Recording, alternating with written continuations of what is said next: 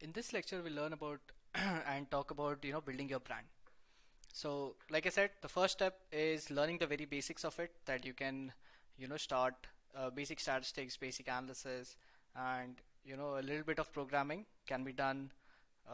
We have covered most of it in the workshop, and you can go ahead and there are hundreds and thousands of online resources, but stick to a few and you will get the basics right.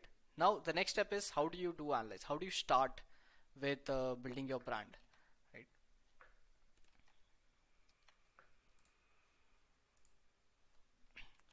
So the first step is to get started with, once you have learned the very basics, how do you get started with building your brand? The first thing to do is get a data set or create one. Okay, get the simplest one available that you can get your hands on, and start just running the numbers. Maybe do simple addition or simple subtraction, a simple bar graph, simple line graph, anything. In the beginning, in your first project, it doesn't even have to be targeted. Just take a data set, explore. Choose a tool before you do that.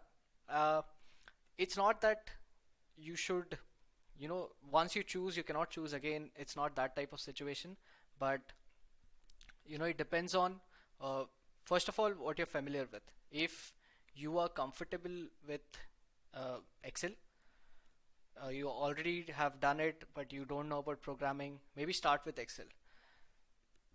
However, I would say uh, Excel has its limitations in the long run.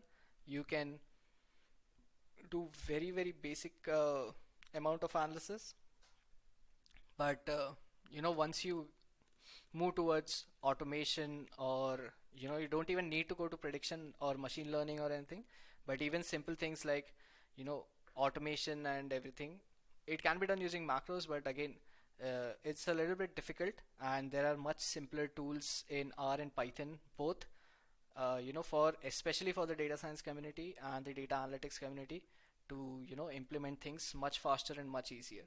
So uh, I would say you can start with Excel, but keep learning about Python or R, or both, and you can use Python and R interchangeably also. Uh, it's not that you need to stick to one. Once again, I'll say that you know pick a tool and start working. You can always pivot to anything else, whichever you're comfortable with, right? Like I said, perform a very basic level of analysis. This is just to get started. Okay, even if you don't want to publish it right now, or tell to the world that you have started something like this, do it for yourself. Do it to know how much you have learned. Apply all your statistical, analytical, programming basic knowledge that you have learned, and start start something. Build a bar graph of all the team wise wins, or team wise points, or team wise goals scored versus goals against in one season. As simple as that, you will get a lot of it, right? And if you have maybe 2 3 seasons of data, you can easily do a comparative study just by bar graphs, that in every season how many goals were scored by each team and what was their finishing position. As simple as that, right? So do that, and I would say publish it, even if it's very basic. Just introduce yourself that a basic analysis is more of an introduction, rather than people don't have to go gaga over your first analytical publication or a post or a graph or anything. It's more to say that, hey, I am here. I also want to do this. I am interested and I have started. Right? There's a lot of online support in communities, as football analytics, sports analytics, and data analytics in general. So people will come out in support. People will help. You will get to know what is out there, what else is out there, who else is doing what. So do that. Go on Twitter, Reddit, Discord, LinkedIn, Facebook. All of these places have communities for sports analytics and football analytics in general. So you will get Slowly, as you go into them, you find the right ones. You will get job postings, job openings, and just generic, just for analytical nerd outs also, that I did this. This is something very basic that I've started with. Uh, what do you think? What do you guys think? What should I do next? And all those things, right? So it's just get started. Don't worry whether your analysis will blow away people's mind or not. That's not the point of starting out. The point of starting out is just to introduce yourself. Right. Now, the next step is again what to learn first. Correct. It comes out that okay, we did learn the basics, the theoretical knowledge, but where do you go from there? So I would say focus more on solving a particular problem or doing a particular piece of analysis, because uh, let's say you just want to see how your team performed in the last 5 seasons, right? Take that data, just take goals for, goals against, and league position, and map it as a bar graph or a line chart, for the past 5 years, and see whether it's what the pattern is it going up, is it going down, so you learned how to get data for the past 5 years. Even if you wrote it down, right, you needed some source. You got that, you got how to build a chart, you got how to post your analysis, what to write exactly, because every time it is not like you just post a graph and people will know about it. You need to write something about it, so your writing skills improve. That is a learning, right? So you theory is of course needed, that is not to be discounted, but solve more problems, do more analysis, and side by side keep learning the theory instead of a unilateral way that you read everything, you learn everything in theory and then you start applying, right? That's a college way of working, which kind of does not work in terms of football analytics, especially if you're looking for a job.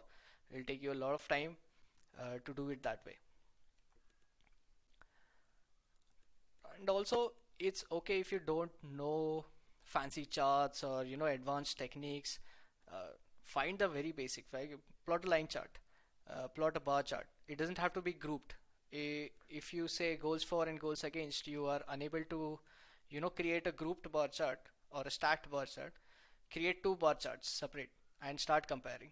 Just start with your analysis in the simplest way possible.